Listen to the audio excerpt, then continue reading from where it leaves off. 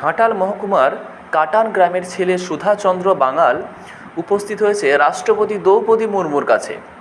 ছেলেটি বিদ্যাসাগর উচ্চ বিদ্যালয় থেকে মাধ্যমিক দেবার পরে সায়েন্স নিয়ে পড়াশোনা করে এবং পড়াশোনা শেষ করে ঘাটালের সরকারি পলিটেকনিক কলেজ থেকে পলিটেকনিক পড়া কমপ্লিট করে। বর্তমানে সে একটি কোম্পানিতে যুক্ত, যে কোম্পানি এমন একটি মেশিন আবিষ্কার করেছে যেটির সাহায্যে আমরা সঙ্গে সঙ্গে বুঝতে পারি যে আমাদের শরীরে হিমোগ্লোবিনের পরিমাণ কমে গেছে কিনা, যার নাম ইজি চেক, যা নিয়ে ছেলেটি এখন রাষ্ট্রপতির দরবারে হাজির।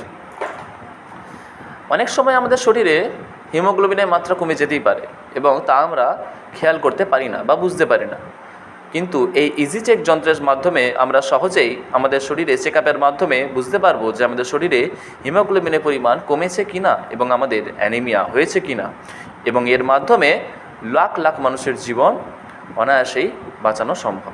অর্থাৎ এই ডিভাইসটির গুরুত্ব যে অপরিসীম তা বলা বাহুল্য, এবং তা নিয়ে এখন ছেলেটি উপস্থিত রাষ্ট্রপতি দ্রৌপদী মুর্মুর দরবারে। আমরা এই ছেলেটির জীবনে আরও অনেক সাফল্য কামনা করি।